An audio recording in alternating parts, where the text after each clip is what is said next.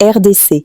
Panique à Nyalukemba après une traque de jeunes par les rebelles du M23/RDF. Une vive inquiétude s'est emparée ce mardi matin des habitants du quartier Nyalukemba, dans la ville de Bukavu, Sud Kivu. Selon plusieurs témoins, des éléments du M23/RDF ont mené des opérations dans les avenues Ewabora, Irambo et aux abords du cimetière, traquant des jeunes. Tous les jeunes, y compris des élèves, ont été conduits au camp militaire Sayo, sans que leur nombre exact ne soit connu à ce stade. Sur place, les habitants dénoncent des arrestations arbitraires et craignent un recrutement forcé de la jeunesse. Nombreux éléments qui ont quitté les rebelles ont témoigné avoir été forcés de rejoindre la rébellion. Des appels à l'implication urgente de la communauté nationale et internationale se multiplient afin d'obtenir la libération des jeunes interpellés et de clarifier la situation.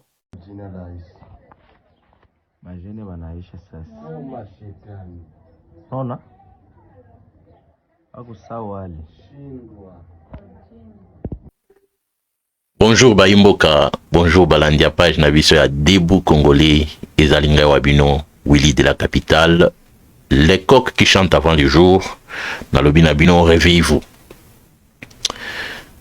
Vous vous souvenez des commandos Oyo, Corneille Nanga présenta qui biso ba commando. Bazala qui sont 7400 selon ye.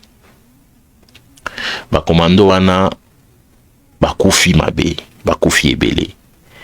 Et une triste réalité au sujet de ces soi-disant commandos est que majorité à ba commando wana, Oyo selon Corneille Nanga, ba commando wana selon lui, majorité à ba commando wana, ce sont nos fils.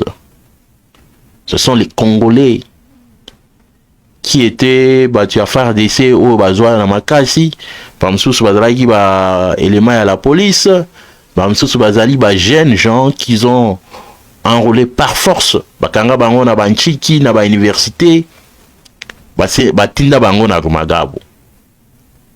Balati si bango sukutu ya M23, bande kona biso bazokufa.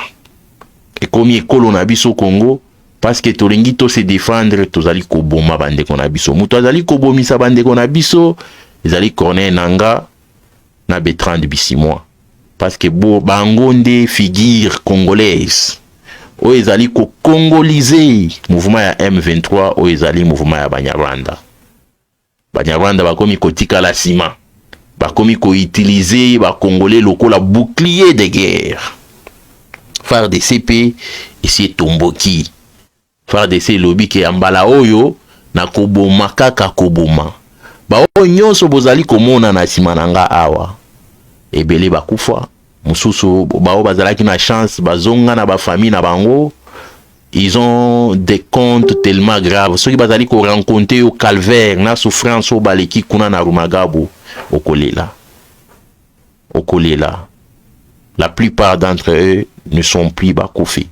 Comme si cela n'était pas suffisant. Ndenge basili bang, basili si bango nyonso. Bango nyonso ba vide. Na tongo ya lelo.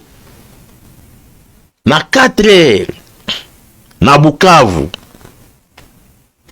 Lelo 30 septembre. Il y a des jeunes qui ont été arrêtés par les rebelles au camp militaire Sayo, situés sur 3 avenues. Parmi eux, Irambo, Albert, Kayabu et Baganda. Leurs familles sont inquiétées car elles ignorent ce qui va leur arriver. Selon certaines sources, ils seraient enrôlés des forces dans l'armée. Vous allez dire, Ndeko Willy, tu rencontres quoi? Je ne rencontre pas de bobards. Pendant que je vous parle, présentement là, na Bukavu, na Tongwa Lelo, les éléments rwandais, les M23, Botala Bango. Ikonaona kule. Yesu we. Mama kwa walundika fasi mu. Tunaona gacha pale chini pale kale. Wanashuka na wao yapanda. Bakala pale sema hivi. Utafakana na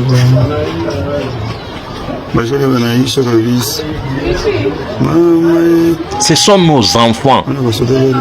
Nos enfants, les Congolais. Bakoteli bango na 4 heures. Na kansayo, ceux qui kansayo kuna na Bukavu. Bazui bango par force ezali makambo ezoleka lelo. Baoye baotaki kumagabu basili kukufwa. Bertrand Bisimwa na Corneille Nanga balobi que non. Biso tozali ko tenir fidélité na biso par rapport à Kagame. Nous lui serons fidèles. Et pour notre fidélité au Rwanda, notre fidélité au Tutsi, notre fidélité à Kagame, nous allons tuer des Congolais. Ndenge babomi bao baotaki kumagabu toke kolokota ba mususu talala kule jendu kwangu batakukamata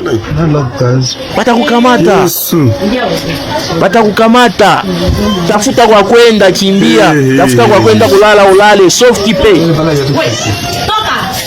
tulamka 5 heures kabisa, hakuna kutoka Mungu, wazee wanaishi.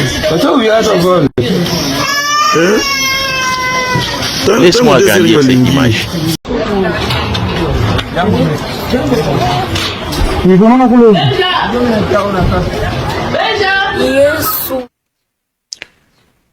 Oh, je connais un peu moi fou, mais parce que je vais juste te parler. Babomisi bandeko na biso oyo bakendaki na bango na Rumagabu, il y avait les éléments des FARDC, il y avait les éléments de la police. Il y avait les jeunes gens qui ont ramassé en route par force nos frères et sœurs congolais. Bake na bango na Rumagabu par force kaka ndenge bazwi ba oyo. Bake koboma bango. Bake koboma bango. Mais comme si cela n'était pas suffisant, bazongi balobi te. Toke lisusu na kansa ndenge ba o bakufi, to yokolokota ba mususu. Corneille Nanga, tu vas mourir par les coups de balles. Kaka Banyarwanda o bazali ko assurer sécurité na yo Corneille Nanga nde bakoboma yo. Bertrand Bisimwa, makila bandeko na yo zoli koboma ba Swahili. Olobaka mingi pour les Swahili. Ba o bozolo kotawana baza baluba te. Baza ba mongo te, baza ba Équateur te, baza ba Chabandaka te. Ce sont les Baswahili. Les jeunes gens. Ça, c'est un génocide. Tant qu'on a il faut reconnaître qu'il y a un génocide au Congo. Tous ces jeunes sont pris pour aller mourir. Et on espère que parmi eux, Bamsous Baroki Mandenge Tozo, mon vidéo, il y a un élément de la police qui nous rencontre les calvaires qu'il a vécu dans Mboka Goma. Oyo, vidéo, Nazor la Gisabino, c'est pour aujourd'hui. Bakoti na kansa yo, bakeko ça la couvre-feu. Il faut les enrouler, les Congolais doivent être utilisés comme des boucliers dans cette guerre, ils doivent mourir. Parce que na Rwanda kuna batiako bunda bazali susuti. Certains Banyamulenge modérés ne veulent pas se battre dans cette guerre, ils ont compris que cette guerre ne les appartient pas. Ils sont utilisés pour rien. Congolais tozabasoba. Tango na watala Corneille Nanga wana na mutu na ewana na ba Bertrand Bisimwa wana libumu lokola soki ndenge nini. Aya wana na comprendre pourquoi dans non afingaka parce que moko muteme suki. Ozotela bandeko na biso ndenge bazwi bango par force. Bakende ko sala musala ya kisoda ya M23. Mais les mêmes personnes viendront vous dire que non, vous savez, dans les zones libérées, bazoba mususu babeti maboko les zones libérées. Oh, ezali libération yo. Vous êtes sous l'occupation de Tutsi Rwandais. Vous êtes sous l'occupation ya Banyarwanda. Ils veulent prendre vos terres. Et c'est à nous de réagir plus vite. Les Banyarwanda s'intéressent na makambo nyonso oyo gouvernement congolais azali kosala. Il s'intéresse à tout, sauf rien. Il n'y a pas longtemps, je crois ils ont lobby, ministre de l'Intérieur Nabiso a vu photo ya lac nini, lac Mai-Ndombe, a commis en anglais ya lobby Black Water, Mai-Ndombe Lake. Mais Banyarwanda lokola mutema na bango eza à l'aise te, misu na bango eza ka likolo ya Congo pona koyeba ke Congo ou Congo fait quoi. Oyo ministre na biso ya intérieur Jacquemin Chabani akangi na ye photo ya Mai-Ndombe, le merveille de la République démocratique du Congo, la nature de la République démocratique du Congo. Lokola Banyarwanda misu na bango eza ka likolo ya Congo. Ministre là, oyo chancelier Tchalabengaka, ministre des Affaires inutiles, il ne pouvait pas fermer sa sale bouche. Il ne pouvait pas fermer sa sale bouche. Yohana Mbangu, a-t-il tweeté? A-t-il tweeté? Oh, Ndé Biloko a tweeté. Je ne sais pas ceux qui vous êtes à mesure de voir ça. Comment je peux faire que bon mon ango? Je pense que je vais lire. Je vais seulement lire.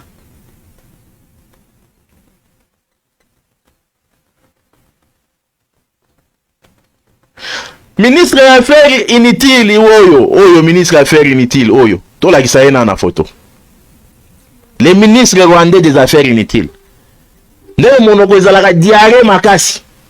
Photo oyo ministre des Affaires intérieures na biso atie juste azali ko admirer nature ya Congo. Le lac Mai-Ndombe a commis en anglais Mai-Ndombe Lake Black Water parce que lac wana eza na mai ya muindo. Ale mbala moko ministre des Affaires inutiles ya Rwanda akei mbango kokoma makambo ebele. Nakotangango awa. Peut-être vous ne serez pas à mesure de voir ça, mais ceux qui bloquent la page nangai, beaucoup monango. Il dit, je vous dis ce qui s'est passé dans le Bangon en français. Un message publié sur X par le vice-premier ministre et ministre de l'Intérieur Jacquemin Chabani suscite de vives réactions diplomatiques. L'intéressé a diffusé une photo de la rivière Mai-Ndombe. On a la Kisibino. Une photo de la rivière Mai-Ndombe. Ministre Nabiso a tiré photo de la rivière Mai-Ndombe. Une bonne rivière. Ils allaient lac Mai-Ndombe. Yangoana. Ils allaient noir. Jacquemin Chabani a publié photo. L'intéressé a diffusé une photo de la rivière Mai-Ndombe accompagnée de la mention Black Water. Accompagné de la mention Black Water. Yango wana. Ministre Nabiso muto a publié yango. Black Water. Une expression qui renvoie à la société de sécurité privée fondée par l'américain Eric Prince. Pour certains observateurs, notamment du côté des rebelles présents à Goma, ces messages auraient une valeur codée, laissant entendre que ce mercenaire aurait obtenu le feu vert pour lancer une offensive contre l'AFC M23. Oui, les rebelles ont dit ça. À part d'abord, ministre des Affaires inutiles à Rwanda, les rebelles de AFC M23, dans cette image ici, Balobi Ango, ils disent, les mercenaires d'Eric Prince ont reçu le feu vert d'attaquer Lukuta Nabino. Bozana ba panique pona nini mikolo yo. Panique kotibino boy pona nini. Milelo na milelo kobanga na kobanga. Les mercenaires d'Eric Prince ont reçu le feu vert d'attaquer AFC M23. Message côté du ministre de l'Intérieur de la RDC. Bozo banga nini, bozo lenga nini. Une expression qui renvoie à la société de sécurité privée fondée par l'américain Eric Prince. Pour certains observateurs, notamment du côté des rebelles présents à Goma, ces messages auraient une valeur codée, laissant entendre que des mercenaires auraient obtenu le feu vert pour lancer une offensive contre la FM23. Cette publication n'a pas tardé à provoquer la réaction du ministre rwandais des Affaires étrangères, Olivier Jean-Pierre Ndunguribe, le ministre rwandais des Affaires inutiles. Zoba oyo na like sabino photo na ye. Il pense que son point de vue sur les affaires du Congo est important. Non. Point de vue na yo, monsieur Olivier. Ah, ça nous importe peu. Ça nous importe peu. On s'en fout de ton point de vue. Parce que bino donc, bozali kotala kaka Congo. Miso minene wana ezali ga likolo ya Congo. Qu'est-ce que le Congo fait? Qu'est-ce que le Congo a dit? Tata na États-Unis kuna tosa la ta réunion entre Congolais président na biso nini. Botindi banyarwanda bakota kaka ba inspecter, ba visualiser, ba espionner. Mitema na bino ezali kobeta kaka boye. Soki Congo a émergé biso tokufi. Soki Congo a émergé. Donc bino bozali kosambela ki Congo etikala kaka na se. Mais la sélection naturelle est que ndenge bo zali ko agresser Congo. Il faut vous attendre qu'un jour ça va changer.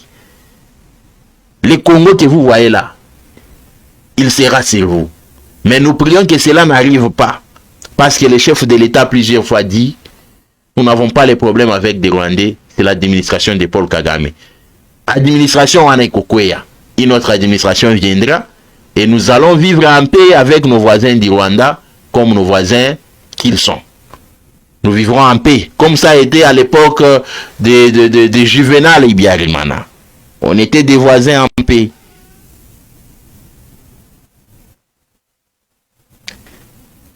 Cette publication n'a pas tardé à provoquer la réaction du ministre rwandais des Affaires étrangères, Olivier Ndunguribe, qui dit « Il n'y a qu'en RDC qu'un vice-premier ministre et ministre de l'Intérieur peut se vanter subrepticement du déploiement des mercenaires dans son pays. Ce qui est contraire au droit international. » Quel droit international? Ce que vous faites là de franchir les lignes, les frontières et entrer au Congo, mettre vos troupes et vous dites que non, ce sont les mesures de défense et de sécurité. Est-ce que le droit international permet cela? Ou bien vous brandissez le droit international que quand cela ne vous condamne pas? Les mêmes lois internationales que vous venez brandir ici, ça vous condamne. Vous êtes en train de violer l'intégrité territoriale du Congo. Vous êtes en train de vous mêler dans les affaires internes d'un État indépendant, d'un État libre. Les lois internationales ne permettent pas ça. Ce qui est contraire au droit international, a-t-il déclaré, rappelant la convention de l'Organisation de l'Union africaine de 1977 et de l'ONU de 1989, interdisant le recours aux mercenaires. Les mêmes documents, la même convention que tu as mentionné ici, la convention de l'Organisation de l'Union africaine de 1977 et la convention de l'Organisation des Nations Unies de 1989 interdisent qu'un État puisse soutenir un mouvement de rebelles.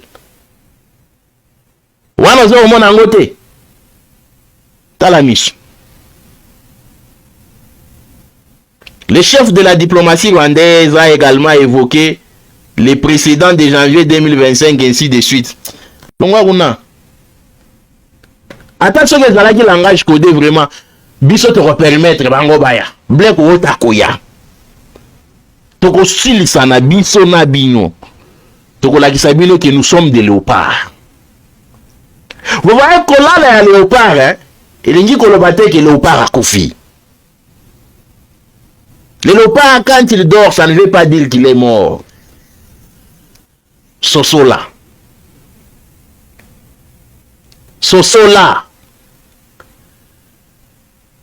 Et Zalinga Wabino, Willy de la capitale, les coqs qui chantent avant les jours, je vous dis, réveillez-vous. Nous sommes arrivés à la fin de cette édition. Merci à vous de nous avoir suivis jusqu'ici. Si vous avez apprécié ces contenus, n'oubliez pas de vous abonner à notre chaîne, d'activer la cloche de notification pour ne rien manquer de nos prochaines vidéos. Likez et partagez cette vidéo. On se retrouve très prochainement. À bientôt.